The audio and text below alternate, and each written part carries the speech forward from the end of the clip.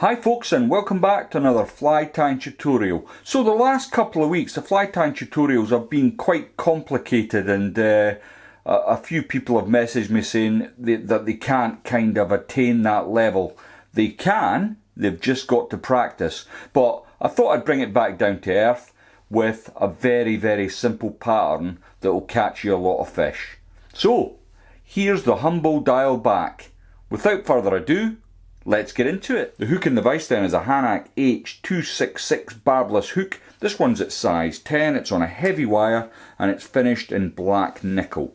Now the thread I'm going to be using today, in the absence of 50D, I'm using Nano silk at 20D, which is a little thinner than I would like, but it's all I've got at the moment.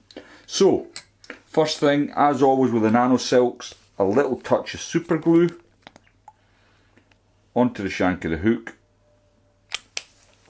and I'm going to just use that thread to run it up and down the shank. I'm going to catch in behind the eye and just get a bed of thread down onto the shank. Now with this hook, it's quite a short shank, and what I want to do is park my thread between the point and the barb, and then I can just take away my excess. Now dial bachs are very effective. It's a great nymph. You'd be a fool not to have several different variations in your box, and I've got a box full of them. So let's start with the tail. I'm using some Grizzle Cape. Here I take the large feathers from the back here that I'm not likely to use for winging, and what I end up with is a feather like this. So what I'm going to do is pull a good chunk of fibres out at a 90-degree angle for the stem and rip them away. Then I can pull them all together in my hands here, and what I'll do is take the length of the shank of the hook is the length of my tail. Proportions are all important in fly tying, and even a simple fly like the dial back. Although it is simple to tie, it's very easy to get it wrong. I'm going to lift up my excess and cut away the loop, and then I can bring my Nano silk all the way up to the top. As you can see, I'm keeping a really thin body here. It's even thinner than it is with the 50D. So for the rib, I'm using some mirror tinsel from Semperfli. Again, it's the red. It's not holographic, it's just a plain red shiny tinsel. I'm going to catch that in the entire length on my side, sorry, not your side, and I'll bring that all the way up to the butt of the fly, like so. Now it's tied fairly short, this fly, and as I bring it back, I just want to be shy of the barb of the hook here. And the reason I'm so precise about this is I want all the flies to be the same, because I'm tying it for a friend. If it was just for me, I wouldn't care less. I'm not one for every fly's got to be identical. That's for the fly tying hobbyists. I use these for fishing.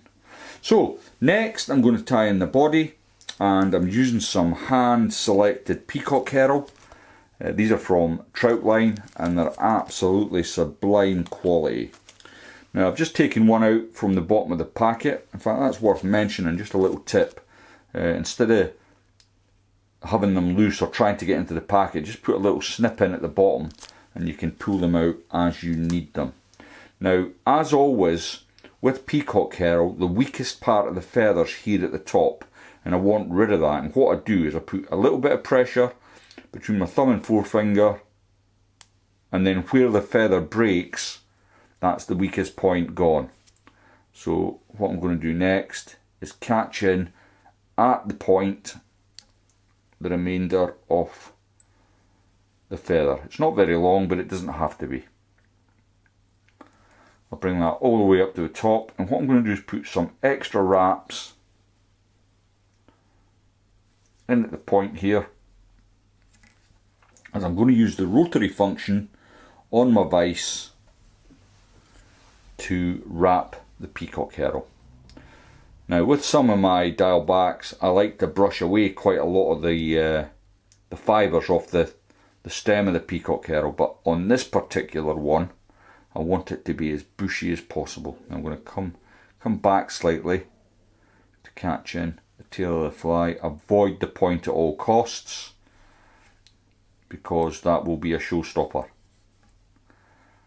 With Peacock Herl you don't get many chances. Now I'm not putting a lot of pressure on the hackle pliers that I'm holding here.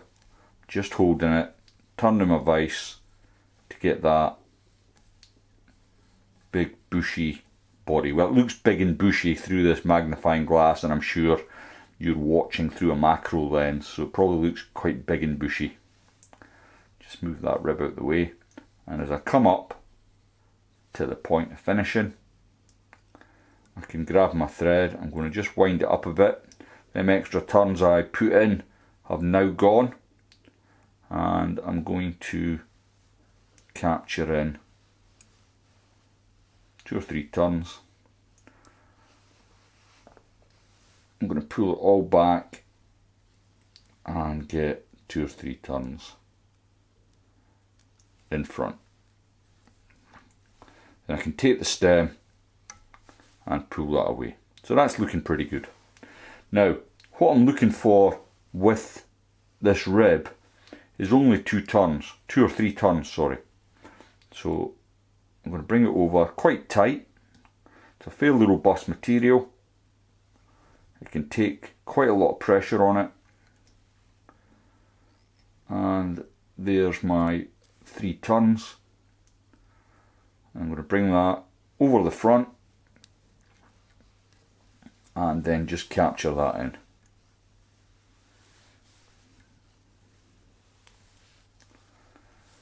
Once I'm happy I've caught it, I'm going to get 2 or 3 turns in front before coming in with the scissors and just removing that holographic. So I'm going to invert my vise, and I'm going to tie in my throat hackles again. I'm going to come back to my Grizzle Cape here, Grizzle Cape feather should I say. Pick out a few fibres here, bunch them together, and then I'm going to dress them up. Just try and line them up a little bit better. Dress them up, and I don't want them going beyond the bend of the hook. So that looks okay to me. I'm going to come in, hold that in place with my left hand while I get a couple of turns of thread to hold that in. Next, I'm going to bring that back out the way, come in front of the hackle like so. Then I can come in with my scissors and remove the excess. I can bring my vise back round to normal, and with the super thin thread it's going to take me no considerable amount of turns to build a nice head. Now with a 50D, which is what I usually use for tying this fly, it doesn't take as much effort as this. Only a few turns and you've done it. But that's nice and neat. So what I'm going to do is come in with my whip finish tool and finish that off. Now, once I've removed my thread, I'm going to lick my thumb and forefinger with my left hand and slick everything back. Because what I don't want to do is trap any of my fibres from my Peacock Herl into the head as I finish it. Now you can use super glue, head cement, whatever your poison is. I'm going to use some UV resin. This is a Solaris. Comes with a little brush, which I really am a big fan of. And then carefully work your way around the head and cure that off. It's a great little fly this. especially when it's wet. I think it really comes into it. It doesn't look like anything when you're looking at it in your hand, but it really does do a turn on the water. I hope you enjoyed that. If you enjoy tying dial backs, why not check out this one? And this fly here can be absolutely lethal on its day. Thanks for watching, and I'll see you all next time.